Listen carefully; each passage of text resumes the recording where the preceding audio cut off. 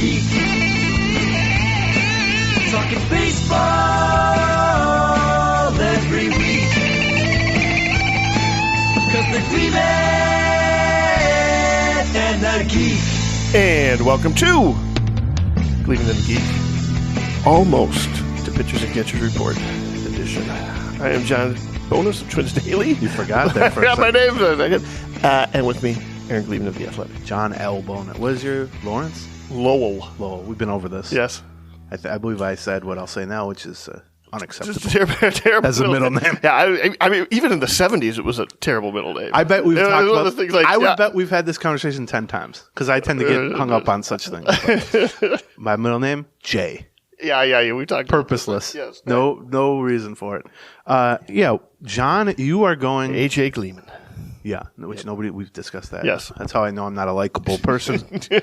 My initials are AJ, and not once in 40 years has somebody been like, hey, AJ. Nope, the most natural nickname of all time. Nobody thought, let's give this kid a nickname. Yes, yeah, very close to. I saw that the trucks are headed to Fort Myers with all the equipment, moving day, or whatever they call it. Saw a video of that. I saw that. Can I tell my very favorite story about the trucks? Yeah. Okay. You have more than. Yeah. I didn't know there was such a. So, can I tell my favorite story about the trucks? Well, yeah, you can, Lowell. So that was a staple of spring training stories, right? like that's why we joke about it. Trucks are headed. The trucks are headed over land. It's a big promotional thing, right? Yeah. So there's always a story like that. So one on Twins Daily, one of the few satires that was not by Ramball Stew was by Ben Remington. And he did one of our great comedic minds of the 21st century. Who usually at the time was also ready for Wild Extra. Who hates me Does he? with a burning passion for 10 years now. 20 years now, possibly. Go on. Anyway. He put one of basically the headline was something like Burt Blyleven emerges from truck to Fort Myers dazed and confused, not sure who he was. He accidentally got packed into the truck, no, right? I assume that's how they send like Bramer. Right. And so we read that as a satire story. We get a call from Dustin Morse because a TV crew from Fort Myers showed up wanting to talk to Burt about his experience. Dustin Morse had the TV crew show up at Fort Myers. Sure, can we do it over the phone? Yeah, hello, this is Burt Blyleven. Yeah, California math. Yep. And Circle me. Did you guys run a story about we're like? Well, luckily, in the year since then, you're never going to get a call or a text from Dustin Morse about satire. Confusing a satire article on Twins Daily. By the way, did you see today's? I did, yeah.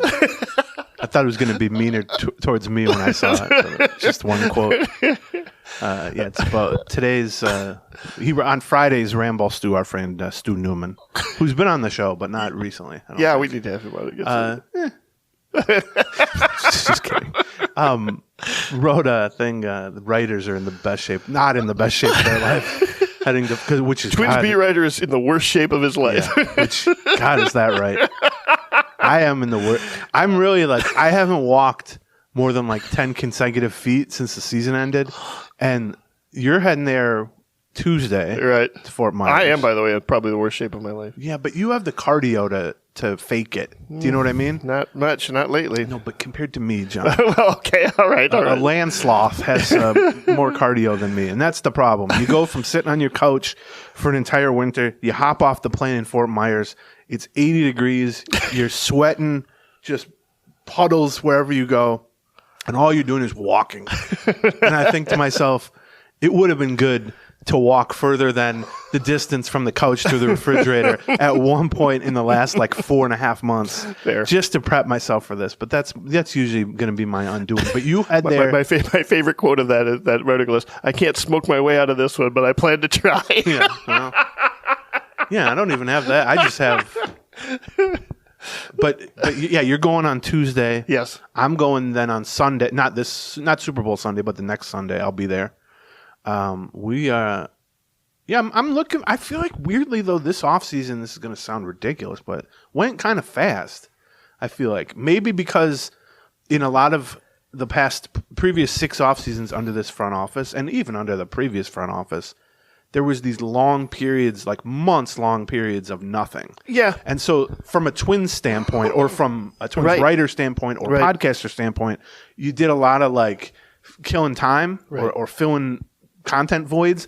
And then, February 20th, or for that matter, March 20th, all of a sudden, they've made 3 moves, let's cover it. And then, spring training's going already. Right. This time it was like a pretty steady diet of 1 or 2 moves every couple of weeks. Well, I mean, there was a lot in January, and then the thing is that in December, it was full-time Korea Confidential.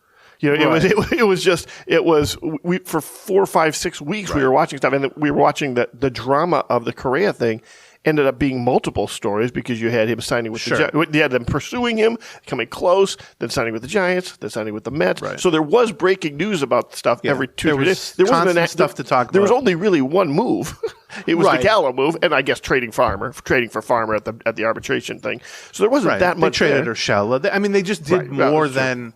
I mean, there were years, not even that far back, like within the last 2-3 years, where they would go 60 days sometimes with nothing. Yeah, that's true. Yeah. And ultimately, at the end of that, they would sign Josh Donaldson or they would sign Correa or something.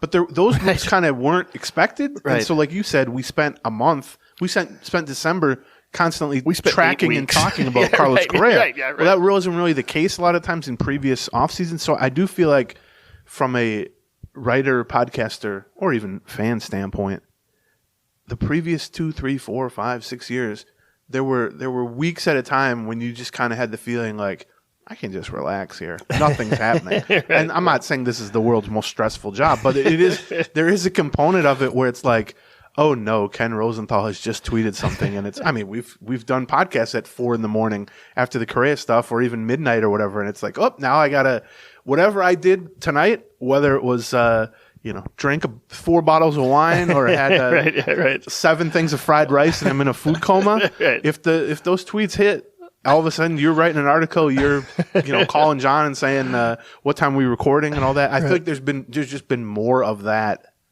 I also just get stressed out very easily for such things. I hate having to do things. Basically, is my. I think it's not. Listen, we've done this every week of every offseason for 11 years, right? Right. We get the pacing of it. Invariably,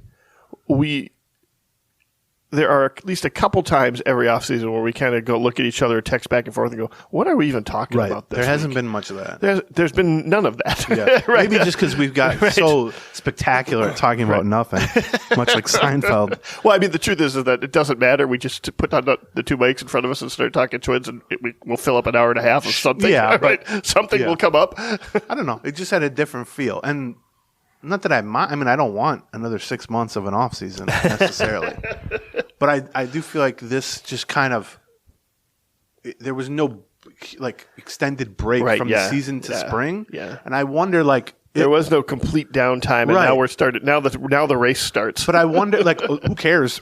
Nobody should care that I feel that way. It doesn't matter. But I wonder, is that the feeling for the front office or the players or the staff and all that once they get to Fort Myers? Because I saw yesterday Polanco's already there, Kepler's already there. I forget a couple other guys already there. A lot of Twins, particularly Twins who came up through the farm system, live or have lived in Florida or even in Fort Myers. They'll have a place. A lot of I know Kepler went to high school across the street at Fort Myers High. Right. I remember the first time I went there, somebody was like, "Hey, there's the high school Kepler went to." Yeah. And I was like, "Really?" It's literally next to the back gate. Yeah. It was because they signed him when he was 16 and he's from Germany. Right. And they were like, "What do we do with him now?" I don't know. High school? ? And he went to high school. Yeah. That is weird though, to go to high school across the street from where you work. Right. And you've got to be sort of a celebrity there, right? I mean, there's no one who goes to Fort Myers High School and isn't aware that the Minnesota Twins complex is across the street. So I wonder, he wasn't living in the dorm there, though, right? He must have been, maybe his parents. That I don't know. But they do have teenage prospects living in the dorms. Oh, for sure. Right. And in fact, they used those dorms during the hurricane for first responders and also the shelter people. Yeah. The Twins opened up their facilities basically. Yeah. So I have a feeling a 16-year-old Max Kepler didn't need much help in terms of making friends. Yeah, probably not. But that probably didn't hurt. I think my high school would have gone better if the Minnesota Twins were across the street from Highland Senior High, and I took my lunch break and went hit in the batting cage with them. And I'm trying to remember who was on the team back then. Go hang out with Torrey Hunter after school or whatever. I don't know. That seems like a good. And now 13 years later, he's still a member of the Twins. Yeah, and probably around for another year. Yeah, you forget about that. Like even Sano was a member of the Twins organization for 12 years. Right. 1 fewer year than Kepler, and Polanco's the exact same. They all signed at 16, the same summer basically. Yeah, it's crazy to think about that because their tenure with the team, like Kepler, I think this is like his maybe 7th year, something like that, with the major league team, maybe even 8th year, and it's like he's got almost that many in the minors because when you sign at 16. The Twins just signed a new batch of 16-year-olds. Yes. One guy was born in 2006, and I just thought, I'm done. 2006, a guy was born that they just signed. For by the way, $2 million. Yeah, what would you have done with $2 million when you were 16, John? Would you have... I would have bought a lot of Dungeons and Dragons paraphernalia. Same thing you do now. No, but I feel like your parents wouldn't have let you go nuts with it. Oh, I don't think so. Your parents were pretty. Right. I would have paid for college. I was real stressed about getting paid for college when I was 16. I don't know what I would have done. I think I would have just dropped out at 16. I would not be at Fort Myers High School.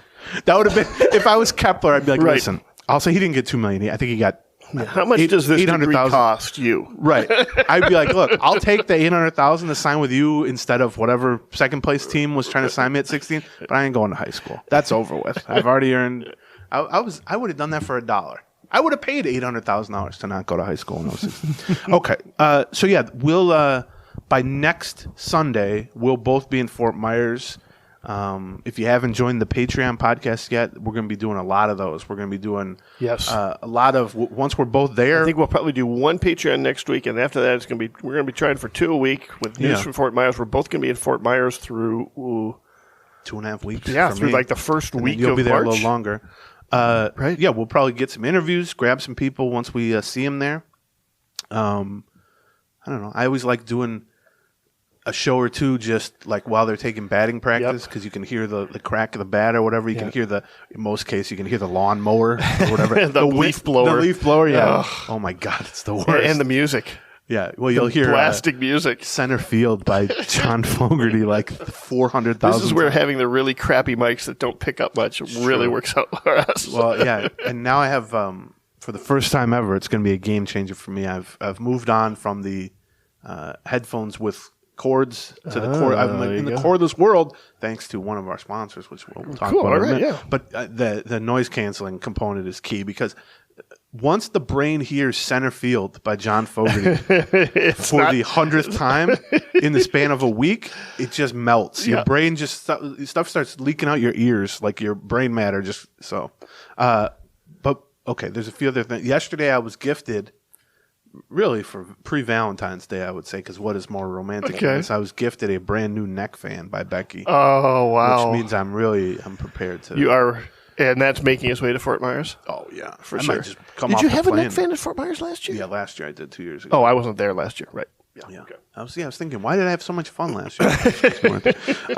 Yeah, but I got to be equipped. Need multiple neck fans because if one goes out, it's like a generator. You need to have a backup. Yeah, and a backup to the backup. A backup to the backup, which is sure. I have a Byron Buxton neck fan. I have a Michael A. Taylor neck fan, and I have a Gilberto Celestino neck fan. The backup to the backup. The backup to the backup is just dough blowing at you. Well, let's not encourage that. That sounds odd. So yeah, but if you were thinking about joining the Patreon, I think it'll be worthwhile. The episodes cost $1 when we put them out. If you join now through opening day, you might end up paying, I don't know, $7 or something like that to get commercial-free episodes, some interviews, some on the site reporting. Right. maybe reporting's a bit strong there, but you get the idea. Right. Also, I just wanted to say last week, We have lots of conversations, and we can't put them all in print. So we're gonna get on and talk about them to somebody. there's a lot of stuff in spring training, especially in the early before games start, which I think the first game's like the 25th or something. So you'll be there like 10 days. I'll be there like a week before game starts. Right. There's a lot of stuff from those first handful of days where everyone's just kind of getting acclimated. As I always say, the players aren't sick of the media yet because they haven't seen us for like 5 months. Right. So if you walk up to somebody, they're real chatty. They tell you about their offseason, and you get a lot of information that, like you said, is this a story? No. Is this even a notebook item? No. But if I have 15 little ones, we can do 2 minutes each on a podcast. If I've got an hour and 15 minutes to kill, I will talk about it. Yeah, and who knows? We'll try to rope some people into stopping by the podcast. Maybe you don't even have to be on for a whole show. Maybe that'll be how we get people. Yeah, maybe. You don't have to come on for an hour and a half. Right. 7 minutes in heaven with John and Aaron. How about that? 7-minute interview. Well, we were the number one baseball podcast on. You're kidding me. On, not even iTunes anymore. Apple, which is the second week already in 2023 that's happened. We've been in the top 5 every week of 2023. And Wow. I realize this sounds like bragging, and I guess in a way it is. Yeah. But Also, whatever you guys are doing, you guys rock. yeah, Thank because you. like we're not advertising it. Do you know what I mean? Although we might try. We might start that at some I point don't here. know. But like once in a while, like most of the time, when I'm on like KFan, I don't even remember to plug the podcast. Right. Yes. Like I don't even like. I'll come back from KFan and I'll be like, I didn't plug the Athletic. I didn't plug the podcast. I didn't plug anything. I'm familiar. So that's our level of advertising. So clearly, there's a word of mouth here, and obviously, we tweet it out and all that stuff. But that's the same. You're swimming in the same pool there, Right. But you need to have some outreach to people and bring them in. So yeah, whatever you guys are doing, I don't know if they're standing around water coolers, like forcing people to listen, like almost like Clockwork Orange with the where you hold someone's eyes open. I think it's how cleverly we name the podcasts. It's the headline. Well, it was a big hit when we did the erotic mailbag last time on Patreon. People were like, "Oh no, I don't want to listen to this." Least downloaded podcast ever. Not, I don't mean ours. I mean in the history of podcasts. Yeah. It had negative. They told us it had negative listeners, which they didn't even realize was possible. But we've cracked the thing. Let's see. We got some World Baseball Classic rosters with a lot of Twins on them. Team Puerto Rico is basically all Twins. Yeah, and that's with Carlos Correa opting out. They Right. still have 5. So we're talking Miranda make it? Yeah, Yeah, I figured. Yeah. that's it. I mean, it's not even like make it. Like it's were they allowed to be on the team Right. by their parent team? Right. And I don't mean allowed, but some of these guys had injury situations, and Correa had that, but also his wife's about to have their second kid, like right during the WBC or right when it starts. So we'll go through some of those rosters because those guys are going to leave camp on March 7th, I think, something like that. End of the first week of camp, they'll leave Twins camp. Roughly dozen players. Kind of About the time you're leaving Twins camp. Yes, well, I planned it that way because my feeling was, I'm going to stay for like 2.5 weeks somewhere. Right. Where do you want to position that? I like being there before the game start for the reasons I just talked about. People are very chatty, and the access is great. You can that is the best. Wander around. The week and a half before. Twins Daily, we used to wait until the game started and just went for 1 month. That's what I did my first year. Game. And we did that for like 4 or 5 years. Idiots. And then 1 year I went before that, and I went, well, this is... Everybody wants to talk now. Right. Like this is, and it's not that they don't want to talk once the games start. It's just that there's just a lot less time to do it. Right. Well, they've already been talking for a week and a half. And before game start, there's no fans there. Right. Yes. So you can literally. I mean, there's a few. There's a lot of fans at some of those days before opening day. And they have the one day that's everybody comes. That's right. But you can just walk around. Right. Basically. Yes, right. You and I have done that several times. We walk around. John has 14 different beers. I complain that 14 different places are too hot and sunny. And so, it's a little bit better. But I timed it. I thought, well, on March, I think 7th, I thought Correa was going to be among them too. But the Twins, like 12 of the Twins' 25 best players are dispersing toward other camps. Although it is funny that the Dominican team which is managed by Nelson Cruz, is their training site is that's right. Hammond That's Stadium right. That's facility. right. It's complex. Right.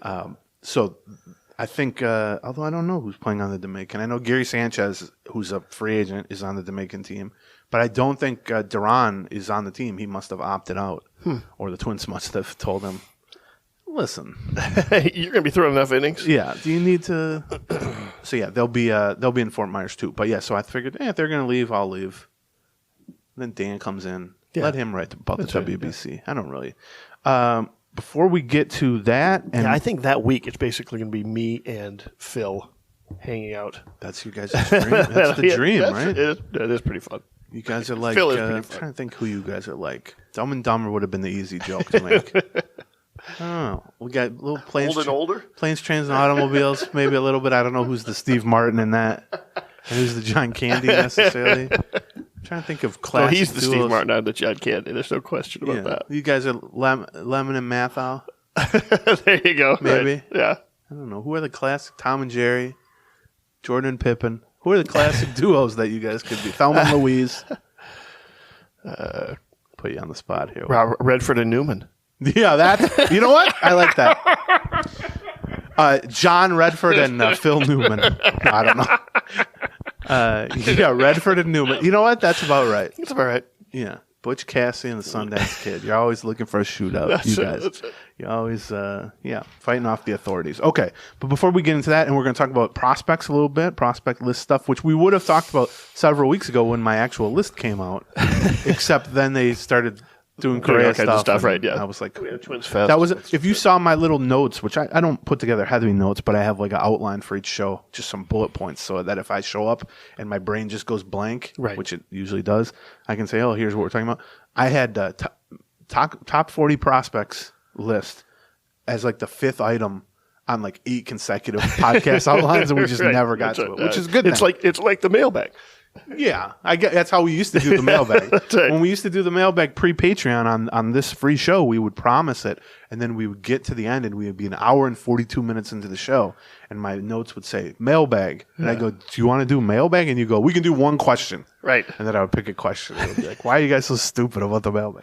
Okay, 7th Avenue Pizza is our first sponsor today, which I saw you just made one. On your grill on the grill. somehow? Yeah. We've got a pizza stone now on our grill, so we throw it on the grill. Boy, you I like guys are even better living on the high grill. life over here. That's right. Pizza that's right. stone We and- go big when we go. And we went big for $7 because that's all they cost at Lunds and Barley's that week. Now that's not in this week. This week you got to go to Jerry's Foods or County Market because they just joined the 7th Avenue Pizza family. They're on sale right now at Jerry's and County Market locations for $6.99. You get it $7 because it's 7th Avenue. You get that? Yeah. Yeah. That's Even what they I do. get That's that. what they Yeah, do. that's good they do that. Tell me, listen, they become sort of the local frozen pizza that people are rallying around. It Yes. feels like to me, right? I saw them Care 11 had a special delivery yesterday for stuff. So you're saying we're not special? The Power Trip Morning Show has them as their. You're saying we're not special that they're on our show? Yeah, I have not seen him around here today delivering me a pizza. Yeah, well, I'm just saying, Matt. What if we could use a pizza like the Kool-Aid guy right now? Here it is. Just threw it at you. Threw you a cold pizza, just frozen already. Still, the one you're going to want to try is the breakfast pizza. yes, I've had the breakfast pizza. Oh. I've had the breakfast pizza at K-Fan. Here's the thing. Because the morning show is constantly making their pizzas at like 6:30 in the morning because that's Exactly like their right. lunch. Yeah, exactly And right. then I stroll in at like 9 and I'm like, I'll eat Here's this. the problem with that. Chrissy won't eat eggs. She doesn't eat eggs, Yeah. so I can't get the breakfast. We never buy the breakfast pizza. I only get it at John, KFAN. easy solution. Divorce. Yeah. And then just eat as many pizzas as you want and then get back married. That's right. That's super easy, John. So locally sourced ingredients. You can find it, like you said, Lunds and Byerly's, Kowalski's, Coburn's, and now Jerry's Foods Holiday in Stations, County Market. Bobby and Steve's. $6.99. If your store doesn't carry it, you should ask for it because they're adding new stores all the time. And also, like, it is truly a local company, and they support all kinds of local charities. Yes, right. They've been involved in just a whole bunch of school fundraisers and all that stuff. So 7th Avenue Pizza. If you haven't tried it before, buy one, make it up. You can be like John and be doing it on a pizza stone, right, yeah. on your high rise. Maybe on Valentine's Day. Yeah, I got my going neck high fan. end. I got my 7th Avenue Pizza. I was mentioning, But you also have your Raycon wireless earbuds. which is vital for spring training for 2 reasons. One is Now, while I said, like, the players don't mind chatting because they haven't seen us in months and months, by day 2, I'm ready to tune out Dan Hayes and John Bonus for that matter, and Phil Miller for that matter, and even Doe and Betsy, and on and on. And it really helps to have some noise cancelers You are correct. in your ears, and that's where Raycon comes in. I've been using them more and more. I finally made the switch from wired headphones like a 90-year-old man to wireless. Isn't it awesome? Yes. But you also understand once you make that switch, how important the engineering on it is. Like Well- the simple things like a little tone that tells you it's connected and it connecting easily because you're not just taking it and plugging it back in. Stuff has to work. Yeah, it's because I'm an idiot. So the Bluetooth connection aspect is super easy with Raycon. The fit, just like how it feels in your ear, I actually like. Yep. Because if you're wearing them for a couple hours at a time, you don't want something that's like, put pressure on your ear or whatever. And a big thing is battery life. Right, yeah. Which this has very nice, long battery life, recharges quickly, all that stuff. It is all the engineering at half the price. Yes. Right. It's called Raycon, Raycon. And if you're ready to buy something small and get a big impact, go to Buy Raycon, B-U-Y, as in buy Raycon, like you're going to buy something, BUYRaycon.com/Gleeman today to get 15% off your Raycon order. That's already off the price that is a winner. That's BUYRaycon.com/Gleeman. Score 15% off BuyRaycon.com/Gleeman. Okay. What if I just showed up and everybody had listened to that and no one talked to me for a month? You know what? It's okay. I don't mean like the Twins. I mean like you mean the beat writers, the press box. You get the silent treatment. The vendors. Yeah. Security guards. I feel I could do it. I don't know. You're pretty chatty when you're actually around people. Yeah, but here's the thing. I don't need replies. Do you know what I mean? No, that's been proven time and time again on this podcast. Right. It's true. I just need The like Gleeman filibuster. Yeah, right. Very true. So like, if it would take me, it would take me minimally 96 hours to realize no one was talking to me. You know what I mean? Like as long as they didn't run from me. Like if they just maybe they nod their head or something. Yeah, right. Well, I mean, that's about. Dan will grunt in my general direction occasionally. Again with that. Okay, so World Baseball Classic, which starts second week of March, but like everyone leaves to go. They do a little training, right? Because I mean, these rosters, a lot of these got like first game's on the 10th or something like that. Second week, so 10th or 11th. So they have a handful of days where they sort of get together and train, and then you just start playing. It's pool play initially, and then they advance. They announced the rosters last night on MLB Network, I think. So the Team Puerto Rico, even without Carlos Correa, has Jose Miranda, the Twins' new catcher Christian Vasquez, Jorge Lopez, Giovanni Moran, and Emilio Pagan. There were at least one or two other guys who were on the preliminary roster. I know. Like I said, Johan Duran is not pitching for the Dominican Republic. Not because he's injured, just because who knows? I'm sure the Twins weren't heartbroken. Because here's the thing: that teams are not. I'm not talking specifically about the Twins, but I think just it creates a natural. The incentives are different, right? Sure. So if you're a team and you have a young player, especially a pitcher, pitching is going to be the tricky part for a lot of these teams. Right. It's like the Arizona Fall League. We talk about how every year everyone hits 400 in the Arizona Fall League, and people go nuts. And it's like, well, two things: one, you're in Arizona, the environment itself boosts offense because of the air and everything. But beyond that, teams are very hesitant after the full minor league season to send their best young pitching prospects to a place where they're going to throw another 40 innings or whatever. Right. And so a lot of times you get really good hitting prospects in the Arizona Fall League, but it's like pitchers that teams don't really care about that much. And I don't think the WBC is quite that stratified, but it's like all the hitters go that want to go. Some of these lineups, like you look at Team USA or the Dominican lineup, I mean, they're all-star lineups, basically.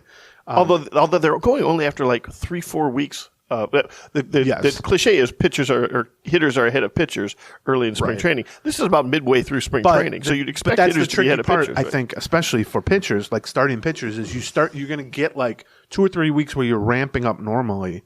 You're going to appear in like 1 or 2 spring games. You're going to start to go from day one throwing 15 pitches on the side to then the second week you're throwing 30 pitches, 50 pitches. And then all of a sudden you're leaving. And teams hate to not have hands and eyes on pitchers, particularly because there's no guarantee how often you're going to pitch for the WBC teams. Now, there's limits in place for like pitch count and stuff, but there's no guarantee when a guy's going to start. What if you don't pitch? What if you just sit there for 10 days? I mean, we saw Simeon Woods Richardson was on Team USA for the past Olympics with Joe Ryan. The Twins didn't have it. Well, they acquired Joe Ryan during the Olympics. And Joe Ryan pitched like every 5th day. And Simeon Woods Richardson didn't pitch at all. Right. And so he just sat there. He left his, what was at the time in the Blue Jays system, but he left the Double-A team mid-season, spent like several weeks training stateside with Team USA. Then they all flew to Japan, and then he just sort of sat around for a month. Right. And then he came back, and it's like, well, now pick up where you left off. You haven't pitched basically competitively so it's not quite at that level, but I think especially with pitchers, the incentive's just different. Like it's a Major League Baseball team, by definition, cares about themselves. They care about their product, their success, their roster, and within that, protecting their players, or at least, if not protecting, maybe that's overly flowery wording, but it's more having a plan in place and be able to kind of restrict. You lose sight of that when they go to the WBC. You're just putting them in somebody else's hands. Sometimes you might not be able to guarantee when they pitch or how often they pitch or what role they pitch or whatever. The league as a whole really wants the WBC to take off and to become popular and the players love it too, right? For the most part. The players are excited about it too. But the ideal situation for any of these teams would be like, I want it to be a huge success with none of my players on it. Right. I want all the Cleveland's team to be on there, because I mean, what a team really wants, even in a non-WBC year, which there hasn't been one for a while, obviously, is no interruptions to camp whatsoever for any reason. Right. They want to show up on February 12th. They want to leave on March 30th, and they want nothing to have happened. No injuries, no people leaving. And we forget, but we will remember in about 2 weeks. Stuff's going to happen. There's going to be the thing that surprised me about Duran is that he's a reliever, and they're being this careful about it. Now, it doesn't surprise me that much, because let's not forget, he was really healthy last year. That was the first year he's been really healthy in a long time. He missed almost the entire 2021 season, which is why he ended up in the bullpen in the first place. Correct. Because he was a starter at AAA. I think he made 5 starts and then got hurt. We are going to hear week 3, 3.5, somebody, hey, why isn't so-and-so getting as many pitches? Oh, well, we're cutting him back. Right. You know what I mean? Somebody is not. Week 3, by the way, I will almost guarantee the full squad workout is the 20th. That's right. The 21st, someone will be not on the field because they strained a hamstring, and it'll be with every team. Yeah, right. Honestly, or they're late for camp, and we're not sure why. There's a visa issue or something like that. Yes, that's always at play. But so within that, why did Correa opt out? Why isn't Duran in there? Obviously, Duran would be one of the best relievers in any country, in any competition ever. I think it's not that the Twins are saying you can't do that, because they don't want to. That's a little too far. Swinging the pendulum goes a little too far in that direction. But it's like, if all things are equal, especially if somebody's had some injury history or somebody had a higher workload than expected last year or whatever. I'm not saying the Twins are pushing for it or other teams push for players to miss it, but I think if a player comes up to their team and goes, I'm kind of ambivalent about doing this, I kind of like a normal spring, the team side will be like, yeah, that sounds like a good idea to us if that's the approach you want to take. So I think you see that's what's happening a little bit. I mean, it does naturally raise questions like, are we sure everything's okay with Duran? That's the sort of thing that, but I would, for those people who are worried about something like that or think about that, they haven't signed another reliever. You know what I mean? Like if they thought there was a concern about Duran, we would probably see more in the bullpen by now.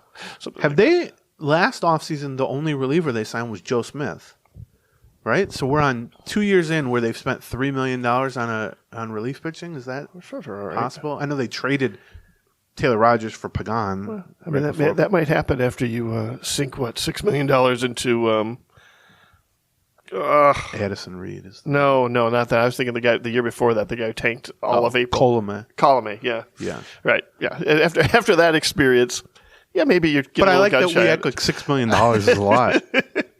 Well, it's not the $6 million that hurt. Well, right, but that's like Right. It's the Then you might be gun shy because you That's did a what- bad job yeah, choosing yeah. a player. But Yeah. so Team Puerto Rico. If you're a Twins fan, there's your team you're rooting for, other than the United States, probably if you're from America.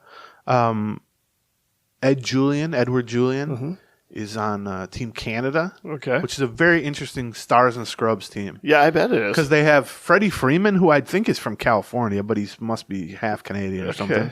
So he's on the team. Joey Votto is Team Canada for the last 50 years. And they have like a handful of other good major leaguers. And then they got dudes who you look at and they're like, well, this guy played single A 3 years ago. So Right, he's yeah. their starting second baseman Right. or whatever. So yeah, Ed Julian, I'm assuming That'd be kind of. I mean, we talked about him a lot on the Patreon? I think I'm going to make a list of some of the things I'm most excited to see in spring training. Number And, one, Aaron Gleeman. Number two, Phil Miller. Number three. It was actually going to be your neck fans, the dual neck fans. Yeah. Are you wearing both at the same time? Because that's what I really I want wonder to if see. that has a multiple effect or do Right, they cancel or- each other out? What if I just lined, made like a Michelin Man suit where it's you step into it and it's just 10 neck fans. Maybe instead of wrapping them both around your neck, you kind of wrap one around one shoulder, one around the other. You just kind of create like a wind tunnel right through your head. Maybe I do Because that. it's just going through one ear and right through the other. What if I just stayed in the hotel room the whole time where there's the air conditioner? That would be good. And you guys just FaceTime me in for press conferences and stuff? Yeah. I'm not unwilling to do that. I'm sure Dan Hayes would sign up for that. Well, he doesn't care. Yeah, what is he? He'll FaceTime. More room in the press box. He can That's it. spread out That's more. So yeah, Edward Julian is on Team Canada.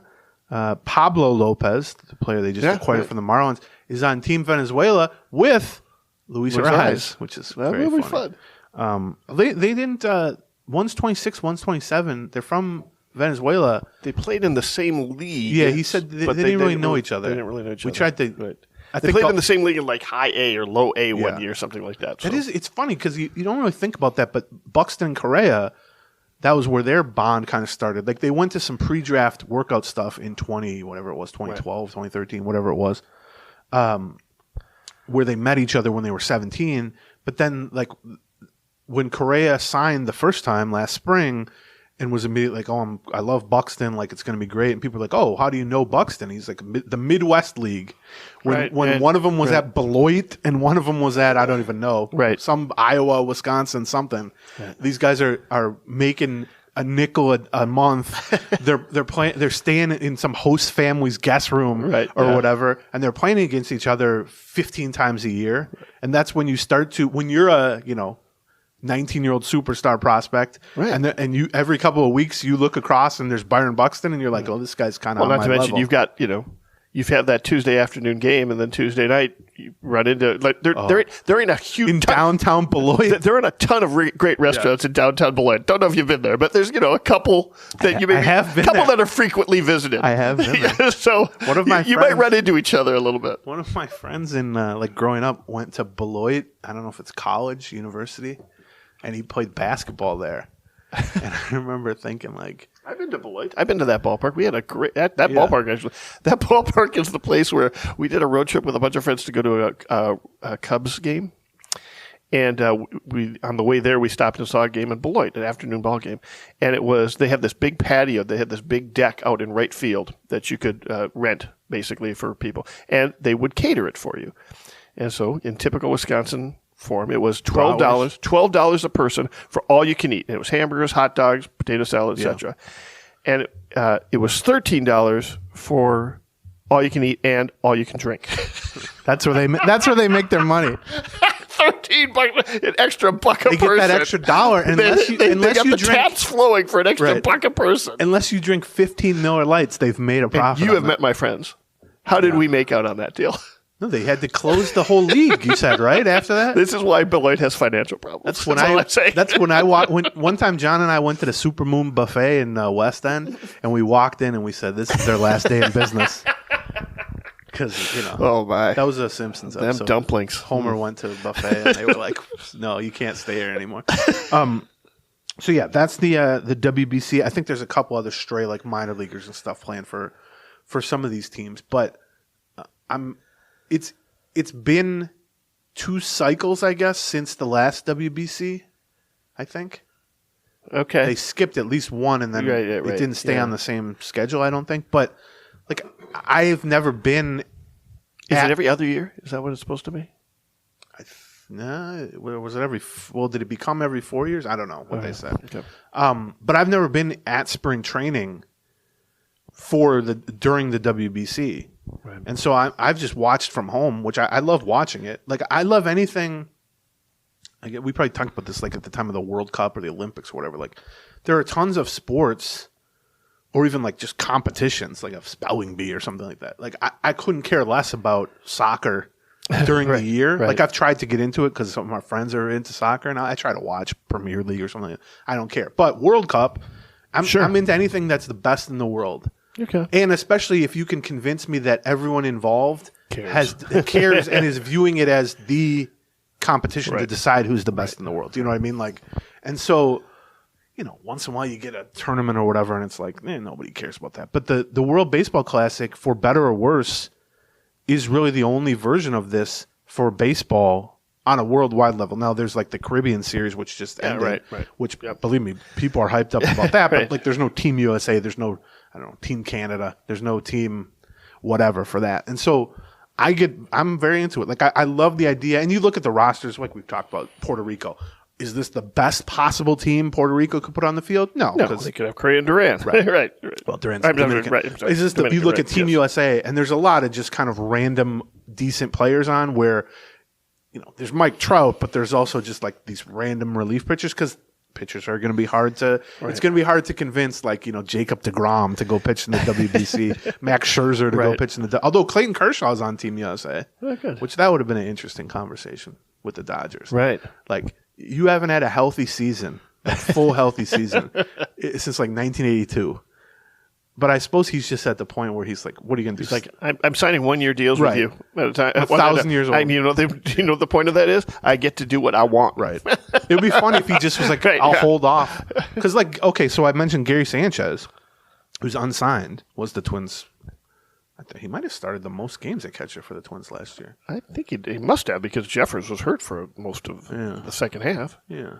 But so he'll be on the Dominican team, which is a weird spot because, like, from an insurance standpoint or whatever, like, he's just kind of on his own, I guess. Like, does the Players Association rep his? Yeah, I don't know. Like, if he'd suffer some debilitating injury, is he just kind of? Well, it also serves as almost a showcase then too. Right. That's the. He gets a couple of big hits. Everybody's like, "Hey, look at Sanchez." Yeah, look at Gary Sanchez. We don't know anything about Gary. Who's this young stud, Gary Sanchez? That's why he should change his name to like Greg Sanchez, and just be like, "I'm 19." Might be tough to pull off. Might be a little tricky. That's what I'm going to do. Greg Sanchez. He was certainly relatively unknown when he was Gary Sanchez. So. Yeah. Yeah, this young upstart podcaster says his name is Lowell Bonus. Says he's 20. Looks like he's 80, but we'll split the difference. Whatever. Should we talk a little bit about prospects, or should we do news and notes here? We should do our last sponsor, HelloFresh. That wasn't an option. I'm sorry. HelloFresh. I mean, obviously, that's one of my go-tos on a semi-regular basis. We'll get stuff from HelloFresh. It saves Chrissy the problems with buying and planning and figuring out meals, and it saves me it gets me to try new recipes because we've got some kind of a stable of recipes that we do, and we especially like doing it when our kids are home because my son needs to learn how to cook, or he's going to be eating at McDonald's the rest of his life. It's going to be like me. But even me, who has no cooking ability whatsoever, and I've chosen a domestic partner with no cooking ability whatsoever, we can even come up with dishes that look and taste good using HelloFresh, because how it works is you pick the menu. Right. They got like fit and wholesome or veggie or family friendly or whatever. Yeah. So you go on there. No matter what the picky eaters are. There's a new menu every week with tons of options. You pick and choose. It's fun to have the kids pick. But not this. Yeah. I want this. Right. They send you all the ingredients pre-portioned exactly how you need. Fresh ingredients mailed right to you. They send you step-by-step recipe that's not only just a basic recipe, but it's like literally step 1, do this with Here's pictures. the picture. Yeah, Right. which helps me because Exactly I don't know right. what Yeah. ginger looks like. Not to mention everything's pre-measured for you. Yeah. And it's just like instead of having to make like a sauce, there's a little packet of the sauce.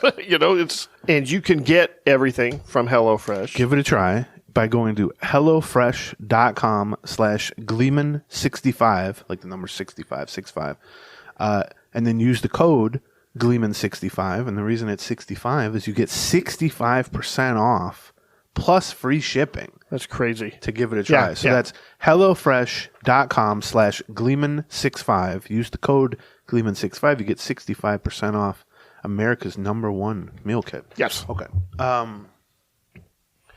Let's see. Talk a little bit. Now, what were the choices you were giving me? Well, or have I You passed? screwed it up. You don't get to do that. It's like we have a big, probably the biggest source of strife in my relationship with the Duchess of Marshfield is choosing what to have for dinner when we're not doing HelloFresh. That's right. Yeah, right. And here's what she's taken to doing is mine is based on, I basically eat the same like 3 things. Okay. I like Yangtze, I like Szechuan spice, I like dancing Ganesha. Oh, you like dancing Ganesha? Yeah. What's your favorite there? I get the chicken korma, or I get the chicken makhani, which is butter chicken or whatever. Okay. All right. But You don't go with one of the curries? Or is that korma one of the I curries? mean, they're all sort of. But Okay. I basically like rice with chicken and a sauce over it. Right. That's true. There's a lot of different countries that make that. When you were losing weight, that's what you Yeah. ate almost every time. Now Right. I'm gaining weight. It's also what I eat.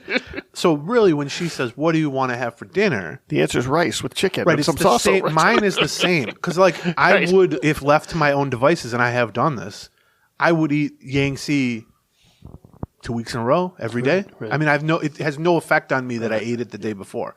So my thing with her is, don't ask me that. You know. So here's how I respond, which is, if you feel strongly about something tonight, we can get it. If you don't, I'm going to get that. Right. We can get that. Right. So of late, though, hers is often based. I mean, she's got her go-tos also. This is not an ad, by the way. This is just in my head. Hers is based on like cravings. So Oh, like right, yes. at noon on What am I feeling like today? right, at yes. noon she'll like walk past me between Zoom meetings or whatever, and she'll go like, I'm craving pizza, and I Right. know in my head, okay, probably gonna have like luce tonight or whatever, which is fine. But more and more, her craving is literally the last food item she saw on television or on her phone. And so, like, we'll be watching Yeah. something, and I'll sit. That's why they run those fast food Yeah. commercials for you at It's 9:30 at night or incredible. 10:30 And at night. It's Yeah. not. It'll be like an Arby's commercial, and in the Right. back of my head, I go, "Oh no, we're about to get Arby's now." Sure enough, like 15, 20 minutes later, she goes, "You know what we haven't had for a while? Arby's." And I'll be like, "Oh, because we just saw a commercial for that 11 minutes ago." But her attention span is such that That's funny. she will often say, "I'm craving chicken tenders tonight," or "I'm craving pasta tonight," or whatever. And I'll go, "Okay, yeah, let's look for a pasta spot." And then we'll, figure out a pasta spot, whatever, get it, pick up, delivery, whatever. Right. And then I'll be like, "Okay, what do you want? I'm about to order." And then she'll tell me like, "I want a salad and chicken wings." And I'll be like, "What happened to the pasta? Isn't that the reason that we chose this in the first place?" And that's the attention span that I'm dealing with. So I don't know why I started talking about this, other than HelloFresh. Why did I start talking about I don't know. Something about Boy, this show is really. This show used to be therapy, but there's supposed to be touch points in therapy where you're making some sort of point. This was just passively aggressively. what's the next topic you have out there? We'll unpack it from that. I swear I had something to do with HelloFresh, but top prospects. But let's couple things. Twins re-signed Aaron Sanchez to a minor league deal. Oh, yeah, that's He good. pitched like 30 innings, 28 innings Fine. for them last year, which I wrote today about their rotation depth. And I mean, we've talked a lot about it this offseason, obviously, but they have 6 starters for 5 spots. They also, beyond those 6, they have Josh Winder, Louis Varlin, Simeon Woods Richardson, all kind of waiting in the wings. I don't think if it was Aaron Sanchez, I would want to sign here unless I didn't have a lot of other options. Yeah, that's true. Although I think a lot of times what happens with minor league signings, and the Twins were pretty good about this under Terry Ryan, when you can have a proof of concept that you were called up, and the Twins were good about this in the past, which is it's one approach to, like, if you're Aaron Sanchez and you're 30 something and you're past your prime, but you're kind of trying to hang on. Yeah. In that you just want as many opportunities as you can get. Right. The two ways you can do it is you can just look at, let's say 6 teams made you the same minor league offer or whatever. Right. You can look at the depth chart and say, well, who's most likely to need me? Which, like last year, the Twins just called him up because they needed a starter. Sure. And you go, okay, that presents the best opportunity. Or, the Twins probably don't present that opportunity, although that assumes Sanchez and his agent are of the same opinion of their depth that I am. But the other thing is, well, he played with the Twins last year. He played at St. Paul last year for a couple of months. And he knows he was called up. Like, they chose him over internal options, other veterans, or whatever. And I remember Terry Ryan talking about how the two ways that you can kind of get ahead of the pack for minor league signings, which I realize that's not the most important thing in the world, but it does become important on a bigger picture, is you can offer slightly more money.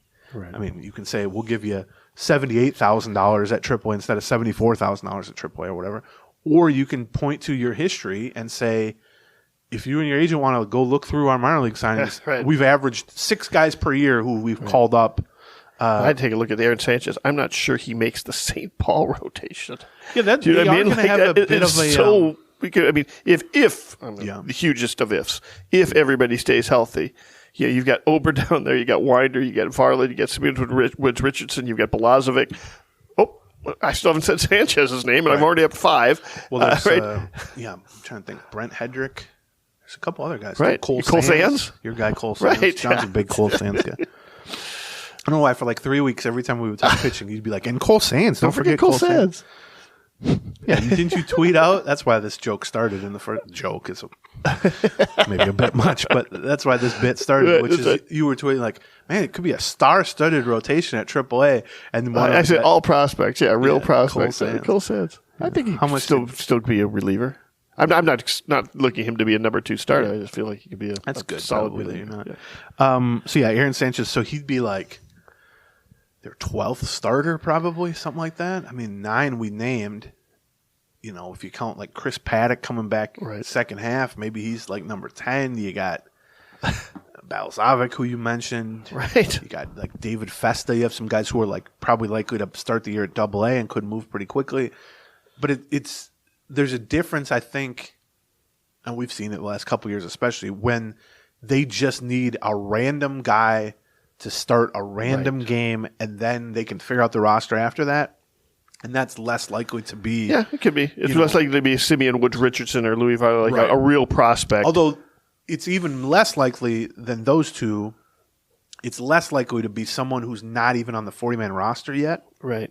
Because once you get added to you have to be added to the 40-man roster in order to be on the 26-man roster. And so if there's some AA prospect or whatever, and it's their day to pitch, and the Twins need a spot starter on Friday, and they were lined up to start at AA on Friday, you would think, well, why don't they just give this guy a shot? He gets his feet wet in the majors. There's no big long-term plan. He pitches 4 or 5 innings. He goes back to AA. He made a day of meal money and a day of salary, and he's got a story to tell. That would be great. The problem there is if he's not on the 40-man roster, to get him to make that start, you have to be added to the 40-man roster, which, you have to make room for him, which means somebody's being cut. And then you don't get to remove him from the 40-man. And recently, for the Twins, that's been a somewhat difficult decision. That's why Kyle Garlick is not on the 40-man roster. Right. And also, you can't, once a guy gets added, you can't remove them without exposing them to waivers. Mark Contreras. And so the way to do it with someone like Sanchez, who isn't on the 40-man roster, he's just signed a minor league deal, is you're not that worried about losing him. I mean, that sounds mean, but it's true. Right. So if you add him for 1 day to the 40-man roster, now you still have to make room for him, but that's true of anybody. Sure. He makes his start. He pitches 4 innings, whatever. You say, okay, thank you. We're going to now designate you for assignment to get you off the 40-man roster.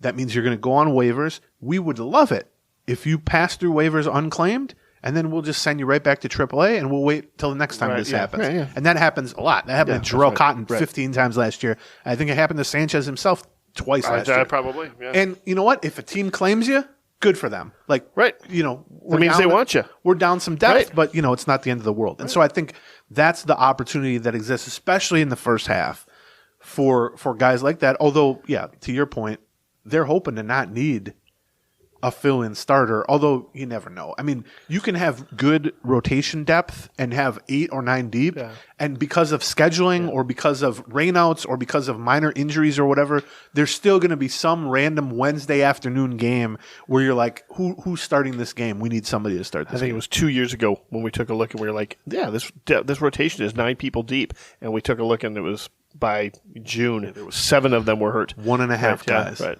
Yeah.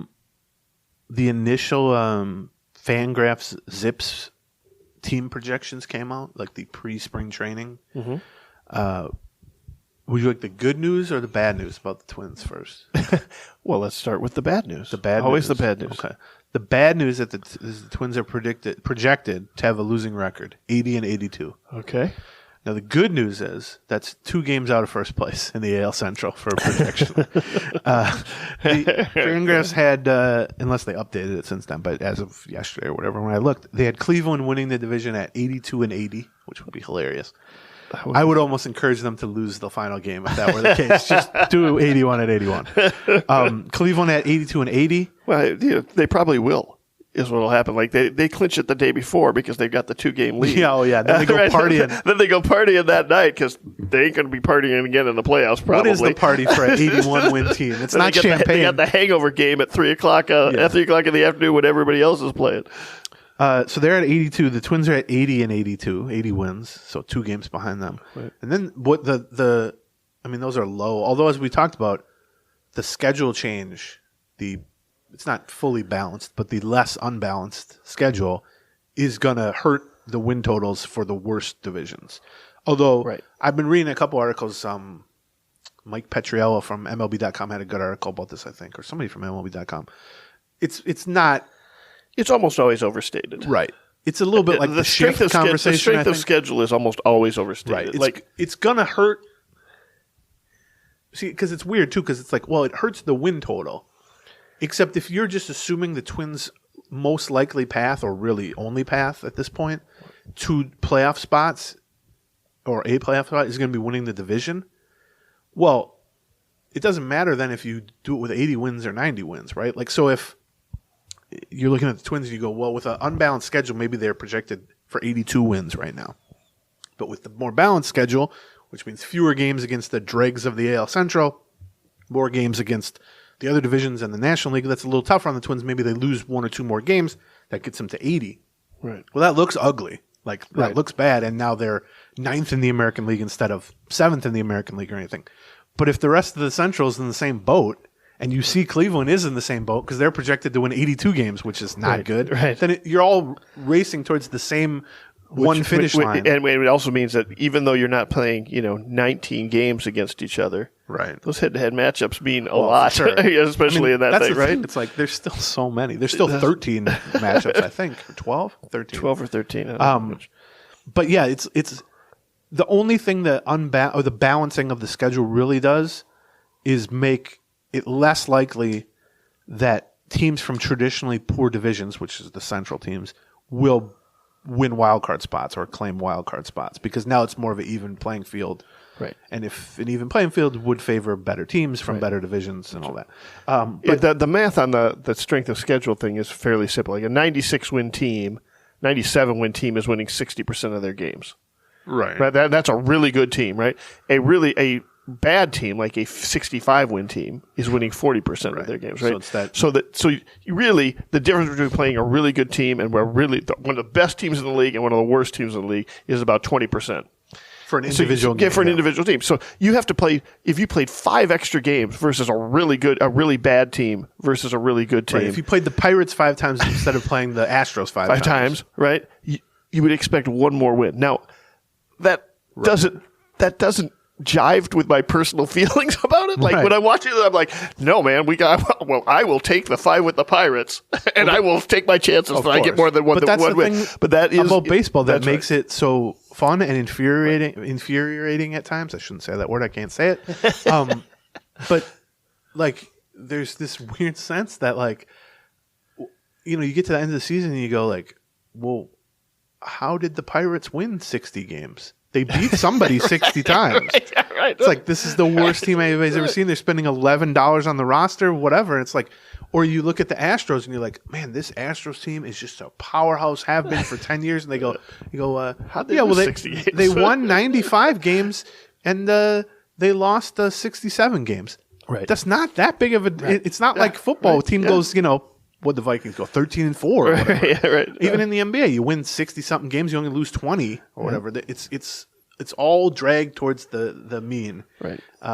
In baseball, and so it has less of an effect than you probably think. I mean, I think some people have probably looked at it and said like, oh well, you're losing a dozen games against the Royals and the Tigers. I mean, that's going to cost them 3 or 4 more wins. But no, because realistically, in those dozen games, you were probably going to go like 6-6 or 7-5, whatever, maybe 8-4. So now that's being replaced by more of a 500-ish conglomerate of National League teams. Even in the worst, most unbalanced last year type situation, it was probably worth at most 2 wins. Right, 2 wins versus 2 losses, which may be a 4-game swing. Right, right. Like and meanwhile, you're talking now it should be even less than that. So and that assumes that what has been the case in terms of strength of division will continue to be the case. Right, no, that's true. Which I do think that's probably true. I mean, we've been waiting for the AL Central to be not horrible for since and there's no not a lot of evidence that the Royals and Tigers are going to take that big jump up we've been waiting for. But so you look. I think it's going to be disappointing for people to see the Twins at 80. But keep in mind, it's also disappointing for Cleveland fans to see the Guardians at 82. Right. And if you're already of the mind that the division is going to be very much the most likely path to win to get into the playoffs, then it's the same race. It's just being run slower, basically. That's right. That's right. But the surprise of the early projections is third place, Chicago White Sox, 74 win projection. Really? Yeah, which is barely above Kansas City and Detroit. Yeah. They. I was reading Dan Zimborski, who runs Zips, did like a little capsule for each division where he explained the initial results, and he was like, basically Zips, which is his projection system, hates like numbers 8 through 40 on the White Sox roster. Like they still have They've star still got power, 7 star powers, although less so than they did before because they lost Jose Abreu and stuff. They're the new guardians of the AL Central. Yeah, although I mean we've seen that from the White Sox the past 3 or 4 years, which is we saw that in 2020 when they had star what power. we've seen is their top 7 end up getting hurt as well. Right. So, Well, that's the thing. Yeah. Okay, so that's the state of the AL Central. The other, I don't know how much you've been paying attention to NBA, but I'm obsessed with the NBA. Okay, big trades. Yeah. There's, I think 17 trades yesterday or something like that. Okay. But I was thinking like from a writer, podcaster, whatever standpoint, I feel like the NBA would drive me nuts because I did like one tweet about the D'Angelo Russell trade. And I didn't even offer really an opinion on it. Right. I just was saying from a salary cap standpoint how it made sense because he was an impending free agent. Right. And if they were to let him leave, that salary cap space just vanishes. Disappears, right? Because they're already over the cap. Right. Even losing that salary, they're over the cap. Right. And so if they didn't want to sign him to a big long-term deal, which was clearly the case, they didn't want to do that, then swapping him, an impending free agent, for someone with a similarly large salary that is under contract for 2 years, for any additional years beyond this one, kind of kicks the can down the road, keeps that salary ability to go well over the salary cap and all that. And what I learned is nobody, relatively speaking, understands that or cares about that. And I feel like that would drive me nuts trying to write and analyze and talk about the NBA, which is the salary cap. Because you've got so many baseball people following you, not as many basketball I'm sure. people following you? But like, for instance, Dane Moore, who I think does a really good podcast with Britt Robson a lot of the time and others too, about the Wolves, who I would think, I would say is kind of the closest thing to the way I would probably try to do a Wolves podcast, which is real detail-oriented and all that stuff.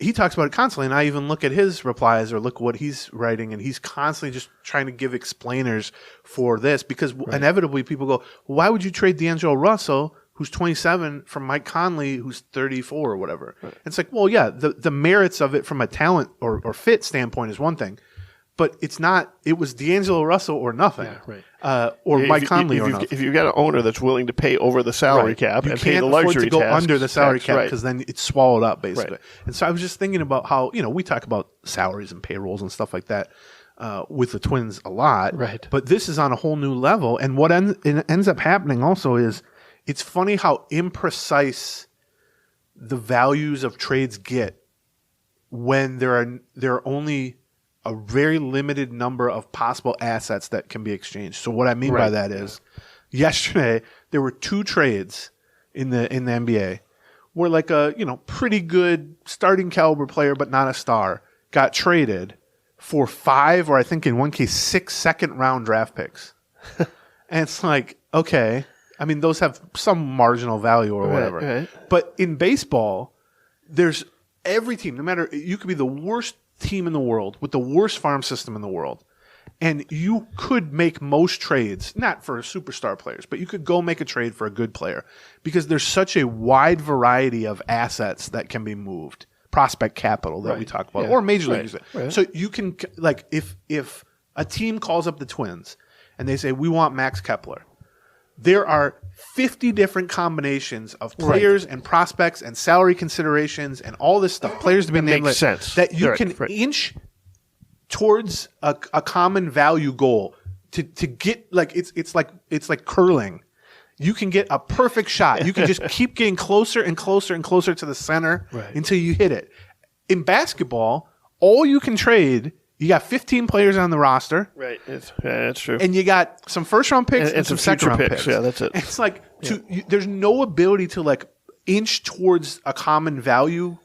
And so what ends up happening is players just get tossed in, and you also have to match salaries. In Right, this. yeah. So relatively valuable players just get tossed in because there's no other way to complete this trade. And so what ends up happening is the individual value of players and picks gets stripped in certain contexts, where a player who on his own could have fetched a second round pick, or in baseball terms could have fetched some prospect, C-level prospect, they lose all individual value because the only value they have is like a salary matching. Right. If they got $12 contract million matching that you thing. can include in right? this, right? And Yeah. so it's funny to watch like all these trades where it's just like, yeah, well, this guy was, playing 20 minutes a game for them, but they were willing to just trade him, and then the other team didn't even keep him. They just waived him. Right. Nobody wants him now.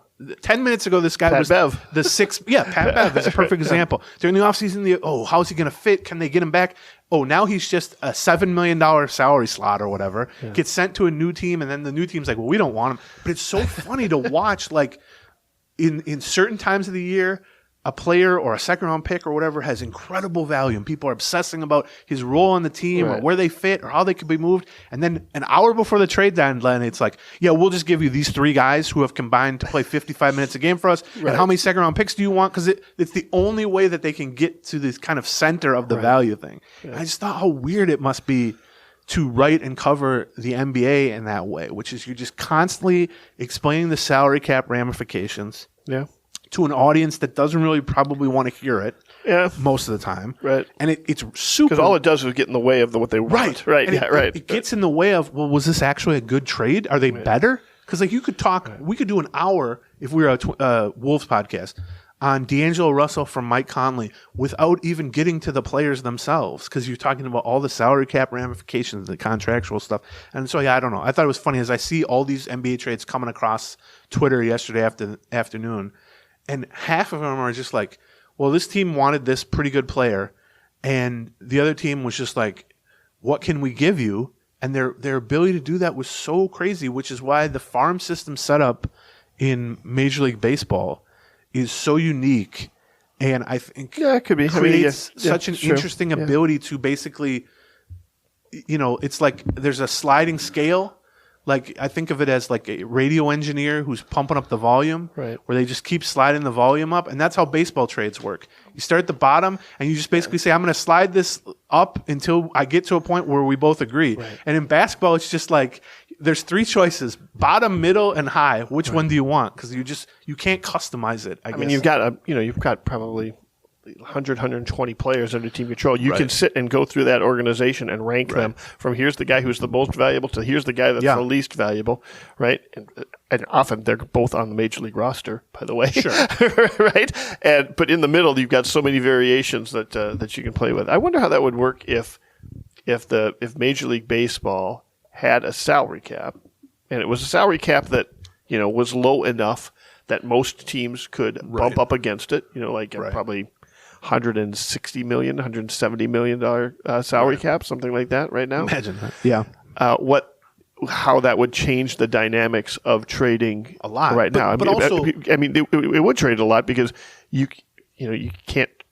If you're up against the cap, you can't trade Max Kepler for a double-A pitcher anymore. Right. Right. But and the NBA, that is magnified by the fact that in the NBA there are so many. I don't want to call them loopholes because everyone knows about it. Right. But that you can go. I mean, the Warriors are like $80 million over the cap because once you have if you can get a guy onto your roster, you can sign them basically for whatever you want. And so, some of them have penalties associated with them, and some don't. Right, there's luxury tax basically for all that, but it's not a hard cap. And so, like in baseball, NFL is much closer to a hard cap. Right. It's still not quite a hard cap. But so I guess like the way I was thinking, the way I was thinking about it is, baseball is like a currency where they use pennies and nickels and dimes and quarters and dollars and 20s and hundreds. You can get exact change in baseball. Exactly, do you know what I mean? Right. If I say to you, how much is that? And you say it's $12.57. Right. Well, I can pay you to the penny for that.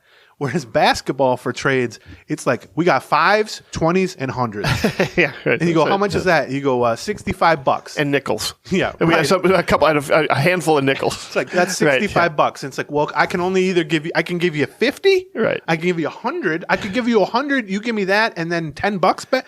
You can never get to like the precise amount. And so that's how I felt watching. But yeah, I mostly just kind of felt as John Krasinski was just trying to explain to people, like, it's not just Russell for Conley, because if they let Russell leave, then they have no ability to sign anyone to replace him. So it's Russell for Connolly, who maybe leaguer for Conley, right? And then it's like, so yeah, that drove me nuts. But let's see, I had one other thing. I don't know. Do you want to go over top prospects, or if I sufficiently pushed it to another week? No, because next week we're not going to ever want to talk about it because you're going to be in Florida. We always have less stuff to talk about in spring training than I think we're going to have. We don't want to sit there in the Let's sun. go through some of the top. Let's tell you what. Let's do top 10 here, and then if we want to do a deeper dive on some of them, we'll do that on the Patreon. How about that? 100.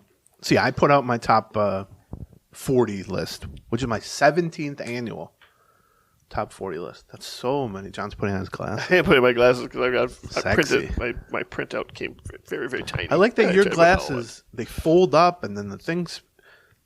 John can get his readers to like the size of a peanut. I'm never going to carry readers around in my pocket if they're not really tiny. There's just no way. I will just never have them. I will just go through life. Do you think you'll be the guy at some point where I always love, it's always an old guy. He's got them on a chain, but it's the ones that disconnect in the middle? Yes. Oh, that's my dream. Why? I never understood that. I don't know. What is the benefit of that? I don't know. But I always love that. Then you got to put it, and then you disconnect them, and they flap around. I don't know. I've been wearing glasses for like 20 years. Where they disconnect at the bridge, right? Yeah. That's what you're talking about. They come apart in the middle. They become like two monocles. Then you click them back together. I never really understood that. Chrissy thought that I should maybe consider a monocle because there's really only one eye that's bad. Right. I think could I carry around a monocle and but like, so you have that would be weird enough to be a John bonus thing. Well, I was gonna say, like, people who didn't come to the meltdown didn't see, but John always has his top hat on, and then a lot of times you'll have your cane, and so the monocle kind of completes the what's the guy's name, Mr. Money, Mr. Monopoly, Mr. Monopoly. It's that name, Money Pants, Money Penny. I don't know, something. Hi, sorry, Monopoly fans. Okay, so yeah, I put out my 17th annual top 40 prospects. Okay. The first year I did it, one of the people on the list was Glenn Perkins. That's how long ago this was. That's funny. Who was our guest at the one of the things we recently had a series by Theo Tolleson where he went back and looked at like the 2016, 2017 top 30 from MLB Pipeline, not one of our lists, right? And one of the things that surprised me on that is how many of them made the majors. Right. It was like 23 of them of the 30 made the majors, at least for some period of time, either with the Twins or with another organization, like Akil Baddoo, something like that. And I think we pay a lot of attention to the top 10 list. And then we kind of like, the rest of them, maybe we'll see them. You do see them, it's not just, it's not just the odd one like Luis Arraez rockets up. A lot of these guys end up having some kind of career. Well, that's the thing. I mean, we kind of talked about this a minute ago with like Aaron Sanchez, but every year, like the Twins, what do they use? Like 60 something guys last year. Right. And half of these guys no one's ever heard of other than, people who cover the team. But like, you call up Chichi Gonzalez to make a spot start, and Chichi Gonzalez today is just some 32-year-old random journeyman dude who's been 10 years in the minors and blah, blah.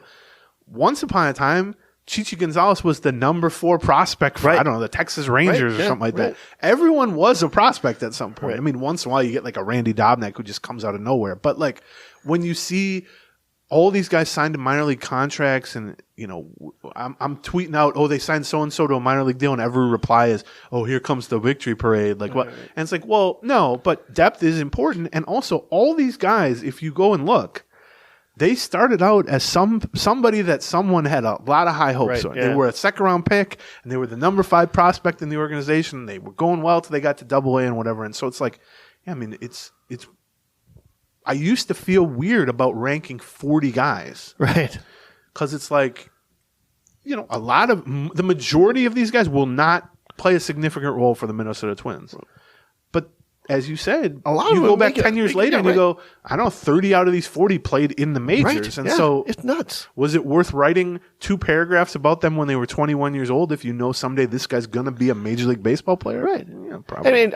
I think when we get to like your list of 11 through 20, we're going to find, there's a lot of like 18-year-olds who show a lot of promise. And, those guys, they could absolutely fade away. They could also be a top 5 prospect here in the next 3 years. So it's kind of fun to do that. All right. Okay, so this is not some big reveal because hopefully a lot of the people listening to this read the article. But number 1, I had Brooks Lee, who was their first-round pick last year, number 8 overall. They were very excited that he dropped to them at number 8. He was kind of widely considered certainly top 5 overall prospects in last year's draft. Some places, Baseball America, that type of thing, had him top 3. A lot of places thought he was the best college position player in the draft.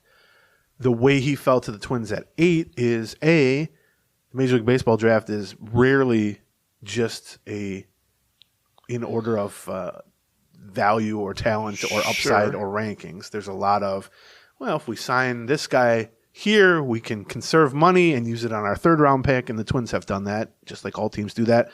But what really happened was run on pitch. Kumar Rocker, who was a top pick the year before and didn't come to an agreement with the New York Mets over his MRI of his elbow, similar to the Mets with Carlos Correa and his ankle, was back in the draft and had pitched in an independent league instead of being at Vanderbilt in the year since he was drafted, and was kind of projected as like a mid to late first-round pick this time around. And instead, the Rangers picked him like 3rd, 4th, something like that. Yeah. And then that kind of sent everyone's board scrambling at that point because there were people who thought the first 8 picks were all going to be hitters. So it got to the Twins. So instead, Kumar Rocker, who's a right-handed pitcher, got picked in the top 5. And then I think his name was Cade Horton, I want to say, got picked by the Cubs either 6th or 7th, which then was a second pitcher right before the Twins were picking, which again kind of scrambled everybody's boards. And so the Twins felt like, and still feel like, because Brooks Lee signed and went to rookie ball for like a week. You always hear, our guy, we got our guy. We got the other ones. I mean, nationally, there was from people watching it were like, boy, the Twins are going to end up with Brooks Lee. Yeah, that's the thing. That's crazy, right? You're right that almost any team in every year in any sport, whoever they pick, this is the guy we wanted to pick. I don't give 2 craps about that. I don't even listen to that. But if you get a guy at 8 who most public, at least, evaluators had at 3 or 4 or 5, and it's kind of clear that there was some domino effect that led to that happening, it's intriguing. So and then his performance afterwards. Within 2 months of signing, he was starring in the Double-A playoffs. Right. He played like a week at rookie ball. Then they sent him to high A. They skipped him over low A. Right. Entirely. Well, he's a college. Yes, Yeah, but right. Terry Ryan would have sent him to the Dominican Summer League. Like the Twins were Right. famous for that under the previous regime. That Elizabethton team won like 11 Appalachian League championships in like 15 years because they'd have dudes. It was like in Little League when some kid would show up with a mustache and you're like, this is not Danny Almonte or whatever. The Twins would draft like college players and send them to the lowest rung of rookie ball, and they'd be playing like 17-year-old guys from the Dominican Republic, and they would just annihilate them. And then people would get all excited about so-and-so. He hit 350 in rookie ball. It's like, this guy's 29 years old. He was playing. So this version of the Twins are not quite as prone to that. Right. And Brooks Lee, who's 21, he was a great college player, but it was at Cal Poly. Like it wasn't. Right. Yeah, right. He wasn't at LSU or something like that. Right. But they basically. He spent a month in the low minors. Then they sent him to Double A. And to High A. Or no, High A. Oh, I'm sorry. Yes. Yeah, a month there. Yeah. Basically, he just made it up to Double A for the playoffs, Yes, right? he played two games and then the playoffs. Right. I think he was the DH in the playoffs because the shortstop was Austin Martin on Double A Wichita. And so he hit 300. He controlled the strike zone, had a little bit of power. Right. Looked pretty good at shortstop, although that's certainly less of a consideration now. He was viewed as kind of unlikely to be a shortstop. Could be a very good third baseman, second baseman. Well, that's suddenly much more relevant than shortstop because Correa is signed long term. So Brooks Lee was, for me, a relatively easy pick at number one. I did right when they drafted him in July. I did a mid-season top. I don't know if I did 10 or 20, and I still had him second. Yeah. Or actually, behind Royce. I had him third. Behind Lewis? Because Duran was still a prospect at that point. Okay. Yeah, behind Lewis and Duran. And what I said at the time was, my guess is 3 months from now, Brooks Lee will be at the top of this list. But at least how I tend to view prospect rankings is I want some evidence. And so I could listen to a million people from the Twins, from other scouting places, whatever other teams say Brooks Lee's legit. And it's not that I don't believe that. But we've seen all kinds of guys who were supposed to be legit, and you send them to single A, and they hit 180, and you go, we got to reevaluate. We're going to see some of them get towards the latter 15 to 20 on this list. And so my feeling, I tend to be, and this is relevant, like people have asked where I would have ranked Jose Salas, who's the 19-year-old shortstop they got from the Marlins in the Luis Arraez Pablo Lopez deal, and I saw a lot of places put him in the top 5 immediately. And we've got him at 8, I think. I think I said between 8 and 12, and the reason for that is I have no doubt that he's a really promising prospect, and he's a legit prospect, and 6 months from now, he might be their number one prospect. But until someone does it in the high minors, to me at least, I'm much... Take it with a grain of salt. Yeah, much more conservative. Because my feeling is you can always move a guy up a list. And yeah, it's true, you can always move a guy down a list too. But I think there's more of the damage has already been done. The hype train has already left the station. If you rank a 17-year-old, 18-year-old, some of whom have had no minors experience, let alone high minors experience, and if I say to everyone, this is their number 3 prospect, the hype train starts on that, and then if he goes to Double A and hits 200, it's like, whoa, you were way off. Whereas if you say, all right, this guy's very promising, he's 19, he's only played at single A, I'll put him at number 9.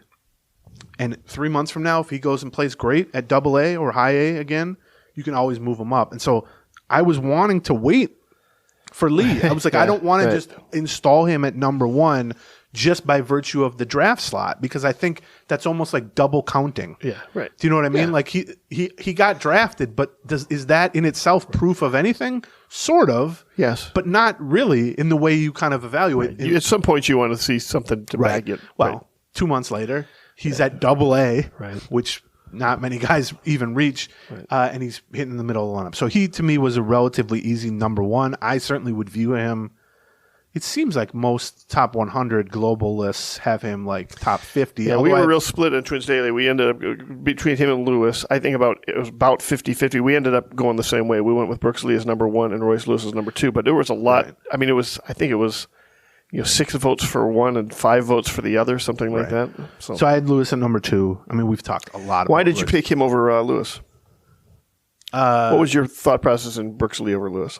Well, I mean, I thought this way. Because you said a fairly easy decision for you. Yes. I think. Well, I mean, the second torn ACL Right. was huge. Okay. Basically, you've got concerns about him coming back. Right. From I mean, whatever questions you have about Brooks Lee in terms of he needs to prove it, he needs to have a track record. It's similar questions and in some ways bigger questions about Royce Lewis. I also just, in my head, I thought if the Twins were picking 8th in the draft again and it got to their slot and Brooks Lee was on the board and Royce Lewis was on the board, today's Royce Lewis, not the guy who got drafted. Right. I think they would take Brooks Lee over Royce Lewis. They love Royce Lewis, don't get me wrong. Right. But I think, if you want to say you were starting a team from scratch and you could pick anybody in the system, that's kind of how I try to view the list in general. Okay. It's like if you gave me a blank page for an organization and you said, you're not focused on winning this year. You're going to try to build like a fully functioning 50-year Major League Baseball organization. Right. Who would you pick? I would pick Brooks Lee first. I would pick Royce Lewis second, and then on and on and on.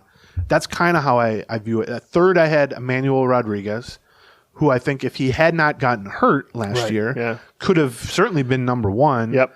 I think probably could have been a top 25 consensus global prospect if he hadn't gotten hurt. He's a guy they signed for like $2.5 million as a 16-year-old international guy, like we've been talking about, in I think 2019, and he's done very well in the low minors. Last year he went to low A, which was his full season American debut, and he had like a 450 on base percentage with like a 550 slugging percentage. He hit a ton of homers. Right. He drew like an absurd number of walks, and then in about the third month of the season, he slid into third base and he tore his meniscus, which is the less bad thing to tear in your knee. Right. And he's fine now, but he missed the second half of the season basically.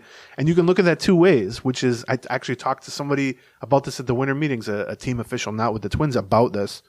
And he said, well, there's two ways to look at it, right? One is if he'd have been healthy, probably was going to get promoted from low A to high A because he was destroying low A and he was 19 years old. If he gets promoted like in June or July or whatever to high A and he does the same thing at high A, roughly, then he's a top 20 global prospect. Then people are going nuts for him. But he said there's also the possibility he gets promoted to high A and he hits 212 with 2 homers, in which case some of the flaws have been exposed, some of the weaknesses have been exposed, and all of a sudden now he's not in any conversation for that, and his stock is actually lower than it ended up being because there's the kind of black box component. It's what we just talked about. We've seen it at one level, but we'll probably see it at high A this year. I don't think they'll be shooting him up to double A this year, or not beginning of the year, right? But we're going to have to see which way he takes it. I mean, he was just such a revelation last year at Low. He clearly outmatched everything that was there. And it didn't come out of nowhere. I mean, he was a very high-profile signing as a 16-year-old. I kind of view the low minors as, like, obviously you want good performance more than you want bad performance from a prospect. Right. But I kind of view low minors performance as showing people the type of player you can be. It's less important to me whether they hit 310 or 290. It's less important to me whether they had 10 homers or 15 homers. Like all that stuff, the lower you get in the system, the actual value of their performance, their production, or whether they were 10% better than the league average or 12%, that is irrelevant mostly to me. It's more about what have we learned. Well, what we know about Emmanuel Rodriguez is he was too good for low A at 19. Right. We know he's incredibly patient at the plate. We know he has legitimate power. We know at least pre-injury he was a pretty competent center fielder, had some good speed. Like it's almost like establishing the baseline for what is this guy going to look like someday as a player. And I don't mean physically, although that's a component too with these guys in the low minors. A lot of them, a lot of these like teenagers, it's so tricky. You're trying to project their performance, but also you're looking at a guy who's 18, he's 6'2", 165 pounds, and he's a shortstop. Right. And you go, all right, 5 years from now, when he's probably 6'3" and 220 pounds, well, is he still going to be a shortstop? Right. Is he going to be a DH? Like what? I mean, we saw that with Sano. Like Sano was a massive 16-year-old shortstop, and then 3 years later, you would have had a hard time convincing somebody he ever played shortstop. Right. And so that's another factor with the guys in the low minors. And to me, defense is extremely important, not just for defensive value, but for where this guy can actually play in the majors. And as we've seen, what you're marked as in the minors as a position doesn't actually mean so much. Sure. So that's another way that things are kind of weeded out as they move through the system. But yes, Emmanuel Rodriguez is a very, very legit prospect. Yeah. Might have the most upside in terms of if things go well of any player in the entire organization, honestly. I would suggest that between numbers 3 and 4, there is a gap. Yes. That the Twins have a 1 through 3 that they can be pretty excited about right now. It feels like, and then after that, there's a gap, and I would say 4 through like 11 or 12 are all going to be, I agree, amongst the most interesting things to watch this year in the minor leagues, because some of them can take a leap and kind of put themselves into a real position to have a major league career. And a lot of them are going to be in the majors too. From that well, that's true too. Yeah, so I think the 4 through 12. I will tell you that there was, I think, a pretty clear consensus amongst Twins Daily prospect hounds about who the top 3 were. And then you get to 4 through 11, and you take a look at the respective ballots, and it turns into a shuffle. Yeah, and I mean that's always going to be true to some extent, because it's like, think of any ranking, top 25 college football ranking, right? Everyone usually agrees on some order of the top 3. But if you said to somebody, how could you rank them 8th? I thought they should have been 14th. Right. It's like, well, there's no difference between 8th and 14th. Because, the less precise this is the curve. Get, this is the way a bell curve works. But I do agree with that. Like when I was trying to put this list together, and it sounds absurd, but it's a months-long process for me, writing it out and talking to people about it and everything. Top 3, I was like, well, this is going to be the top 3 in some order. I knew that before I even started putting it together. Right. And then I was like, well, who's 4th? I ended up going, and this, I think, 4, 5, 6, 7, 8, that group, which I think is pretty solid. I wouldn't even go 9, 10, 11. But what I was saying is, it's an example not only of how I see these guys individually, but it's, I think, this year especially, an example of some of the stuff I was just talking about with low minors, track record, all that stuff. Because I tend to, there are many prospect evaluators, including some of the best, Baseball America. They seem to, in a lot of cases, value someone upside, further away ceiling. They are from the majors, because they are looking at upside. And of course, some 17-year-old kid who's just signed for $3 million and is in low A or rookie ball, well, you can dream on them endlessly. You can assign whatever upside you want to them, whether it's realistic or not. You can say, oh, they've got power, they've got speed, they've got arm, they've got strike zone control or whatever. Well, by the time that guy gets to AA 3 years later or 4 years later, well, you've seen, they don't actually have that much plate discipline. Right. We had to move him from shortstop to third base. He doesn't steal bases anymore because he added like 25 pounds. He's got a little bit of power, but not really. He's a lefty and he's not good against. Just all the warts start to be exposed, which is natural. But I'm always kind of confused as an industry that even the best places, and nobody's better at this than Baseball America, and there's some other places I would point to too, they never seem to correct for that. Like it remains the same for 30 years that I've been reading. Yeah, you and I have the same bias on this. I think the trick, I think, is, well, I used to be, I think, even more in your camp than I am now, or in that sort of, hey, let's try and figure out where the 50th percentile is, right? Not where the ceiling is, right? And what the more I've watched it, the more I'll say this: finding somebody that actually hits their ceiling and has that high ceiling and can hit it is so incredibly valuable. Right, like when you find that player, and they are that is a having a 6-WAR player or a 7-WAR player that comes out of your system is a unicorn. It is something that is unbelievably valuable, right? Whereas finding guys who are going to have a good 7-year career as a 3 WAR player, right? They are in fact findable.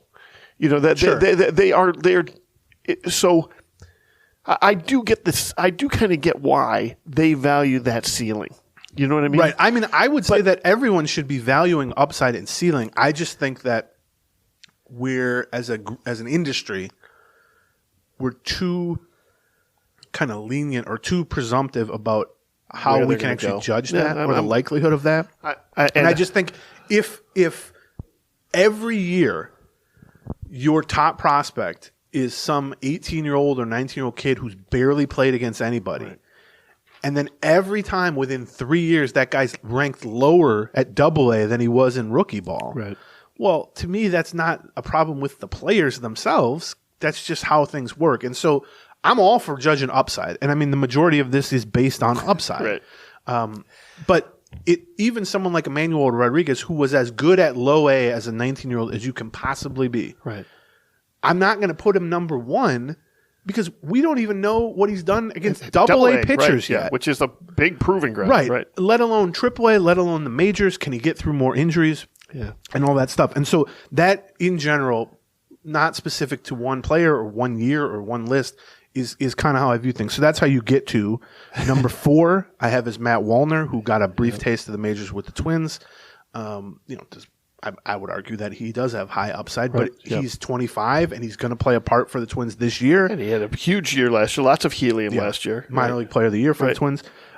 Number 5 I had is Austin Martin, which I think I'm higher than most still on Austin Martin. I'm not even, it's funny, like I'm not particularly high on Austin Martin. I wasn't particularly high on him as the prospect. I thought there were other kind of headliners from other teams they could have done better with when they traded Barrios, but I also don't think his bad season that he had at Double-A that caused everyone to drop him out of their top 10 or whatever was quite as bad as everyone thinks. I think it was devoid of power and it included an injury.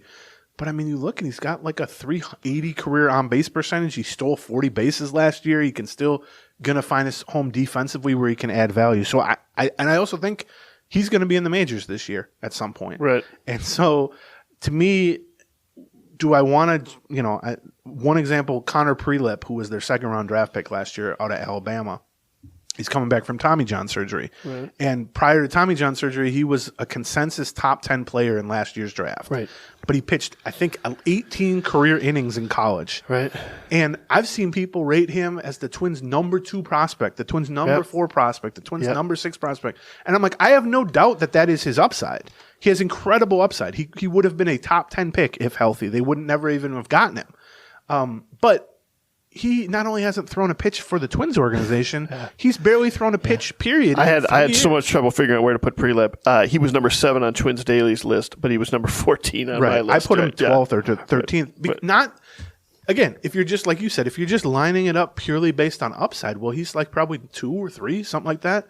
But what is accomplished or what is the information being conveyed when you take a guy who was a second-round pick, which, by the way, means that if he had such incredible upside, someone might have taken him in the first 30 picks of the draft, right? If he was really immediately the second best prospect in the Twins organization. What is the information someone who makes a list is trying to convey to their audience by ranking a guy who hasn't thrown a pitch in 3 years ahead of the reigning minor league player of the year, the reigning, all that stuff. So it's a balancing. I mean, I think 6 months from now, if Connor Prelip is healthy, he could very well be their number 1 prospect. But guess what?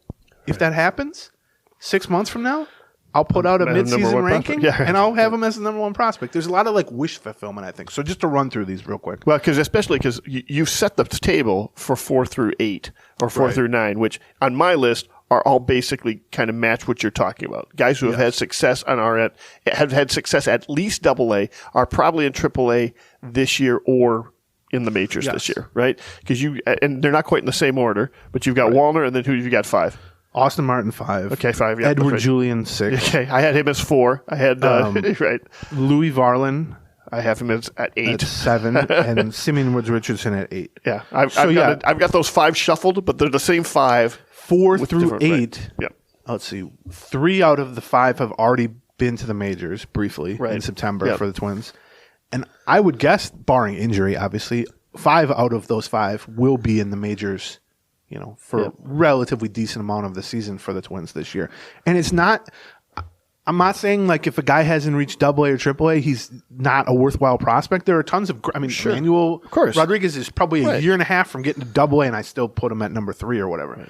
But my point is just if you find yourself liking a prospect more the less you know about them and the less performance you have to evaluate and the less certain about their body type and their plate discipline and their power and the position they're going to, if you consistently find yourself liking that prospect more than you do 2 years later when you know more about them, right. That's a weird way to think about it, I think. Because like you should be wanting more information about these guys. And it just so happens when it comes to baseball players and prospects, the more information that comes out, the higher they get, the more track record they have to evaluate, the closer to kind of fully developed that they are. Inevitably, some of that information is going to be bad information, negative information. It's going to expose weaknesses. And you can adjust your ranking from there. But yeah, to me, you got to be some kind of prospect to be like a 19-year-old at rookie ball or low A and have me rank you higher than someone who's got 4 years in the minors and looks like a solid starter in the somebody a solid starter with some upside. Right. Now, once you get past 8, I'll just run through a few of these real quick because we're way over already because I've been babbling. It was very important. I did that whole thing about food delivery that went nowhere. They're not all winners. Now, you and I match on 9 and 10. I will tell you that 9. Oh, you read my articles. I made a list yesterday. I compared it to mine. So once you get past 8, which I had as Simeon Woods Richardson, so you had basically 7 out of my top 8 have at least gotten to Double A if you count Brooks Lee being at Double A. I would say 6 out of 8 and possibly 7 of those top 8 will be in the majors this year. Right. Once you then get past that point, these are the best of the high minors or major league ready guys. Right. Then I'm much more open at that point to then just pure upside. Sure. Who has the most upside? If everything goes well for this next group, who is the best? So I have at number 9, Marco Raya, who literally has 60 innings in the minors in 3 years since they drafted him as a high schooler. Right. They have really good innings. And if you talk to Twins officials, they talk about this dude like they're in love. Like he's a little tiny right-handed starting pitcher who they got his fastball from like 90 to 95 compared to when they drafted him, and he just slings breaking balls all day, and he's got good command, and he did really well at low A for 60 innings, but he's on a pitch limit, and he missed the previous year with some nagging injuries, and he's 5'0" nothing, 100 and nothing. Right. I think if you're just saying who's got the most upside in the Twin system, he might be like 4th. But if you're saying, like you said, everyone has their 50th percentile outcome 10 years from now, where does he rank on terms of value? Who knows? Yeah, 9th. I don't know, something like that. So I have Marco Raya, number 9, Yasser Mercedes, who's even low. He played in the Dominican Summer League at 17. Now, he hit 350. Right. And last year in the international signing period, they gave him $3 million to sign as a 16-year-old. So that was no surprise. But, I mean, he might be 3 years away from Double A. Right. And so it's like, if you're reading one of my and they've got a couple guys like that. They also got Rodriguez. They also picked up the guy in the Marlins trade. Yep. It almost looks like they're trying to do sort of prep a second wave of 17, 18-year-old. I mean, they have found a lot of to move through the pipeline in international guys. Right. I mean, hopefully Rodriguez pans out and Mercedes pans out, which is why they got so many people playing in the WBC. That's a fair point, John. Although Puerto Ricans get drafted, but that's right. That's right. In general, that's a good point. So I have Mercedes number 10. Number 11 is a guy named David Festa, who I think has an outside chance to reach the majors this year. He's another mid-round draft pick who was kind of a middling college pitcher that they added 3 miles an hour to the fastball. It's a similar story for a lot of guys in the organization. And then number 12, Connor Prelip, the aforementioned Tommy John returnee from Alabama, who has as much upside as any pitcher in the organization, certainly. But, I'm just of the opinion you got to see something from them before you boost them ahead of guys who have actually had some level of performance. I just wanted so I mentioned Jose Salas, who they got from the Marlins. I would have put somewhere in that 8 to 12 range. Right. Yep. Kind of right after the established high minors guys. So he might have been number 9, let's say, number 10 between Raya and Mercedes, or number 11. I had him at 13. Okay. Yep. And then just so people know, no longer prospect eligible this year because they graduated last year, which means they got more than 130 at-bats or 50 innings in the majors. Duran, Right. Joe Ryan, Right. Jose Miranda, Josh Winder, Gilberto Celestino. Now, when you look at the farm system rankings Right. that every site puts Yep. out, and the Twins are number 17 or whatever, keep in mind that they've graduated Right. what would probably be like their number 2, 3, 4, 7, and 10 prospect, basically. Yeah. And frankly, a lot of them are not going to be on the team. Celestino ain't going to be on the team. Right, he's still. Right. I certainly would still consider Winder and Celestino prospects. Right. I would too. Which is tricky. I mean, Right. but for that matter, Larnach is damn near a prospect, Right, yeah. and he's in his third year coming into. And then also they traded away, if people remember, Spencer right. Steer, Right. Christian Encarnacion Strand, which both of those guys might have won minor league player of the year if they'd have been in the organization the whole year. Chase Petty, who was their first round pick 2 years ago, they traded for Sonny Gray. Steve Hajar and Cade Povich, who I saw ESPN ranked Cade Povich, who's the lefty they sent to the Orioles for Jorge Lopez at the deadline. ESPN ranked him, I think, 55th or 54th on Really? their top 100, which Wow. I have not seen anywhere like that.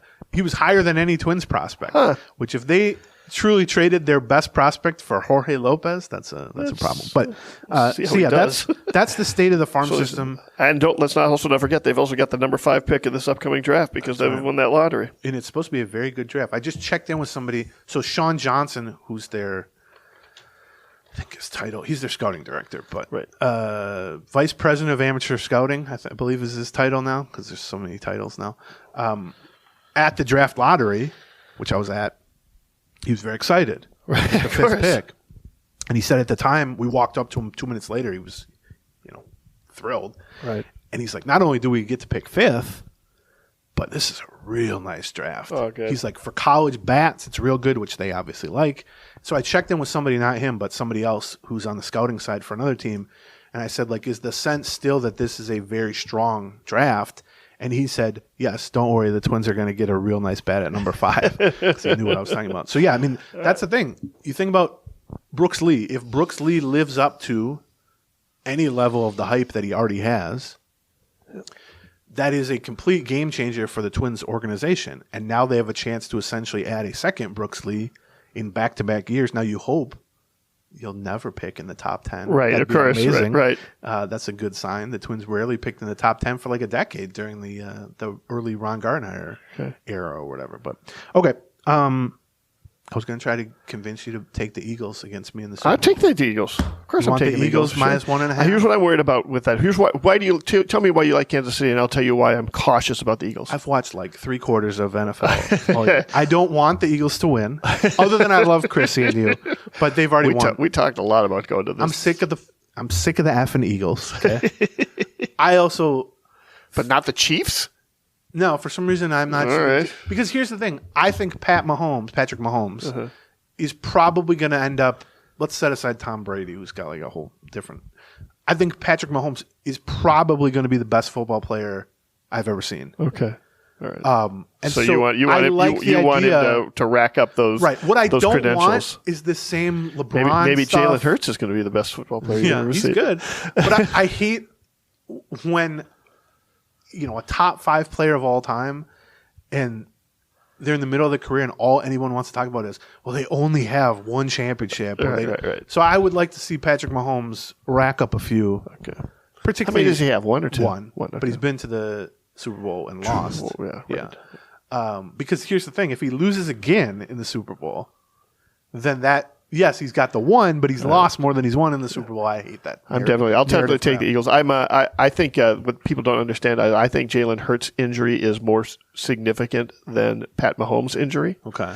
Jalen Hurts missed the last end of the regular season getting rest, and from watching, and I've watched a lot of the playoff games because my wife's an Eagles fan, Hurts is not throwing downfield. He is throwing underneath. He's throwing 10, 15 So you're yard saying passes they maximum. should bench him for what's his name, Garner Minshew, Yeah, or whatever his name? I am definitely Is that not. his name? I am definitely not suggesting that. What I'm suggesting is Andy Reid could probably scheme against a quarterback who has trouble throwing more than 10, 15 yards downfield. Well, I didn't think we were going to actually analyze this, John. I have no ability to do But that. yeah, how much are we putting on it? Oh, well, that's somebody else asked me this, and I said you could pick a number. Okay. But you're taking Eagles minus 1.5, which I think is the official. Well, I'm taking the Chiefs. You don't care about the 1.5. You just want them to win straight up. Yeah, but you're rooting for Pat Mahomes. Pretty important. No. I think maybe. How about on the half? Well, we don't want to push. That's the worst thing in the world.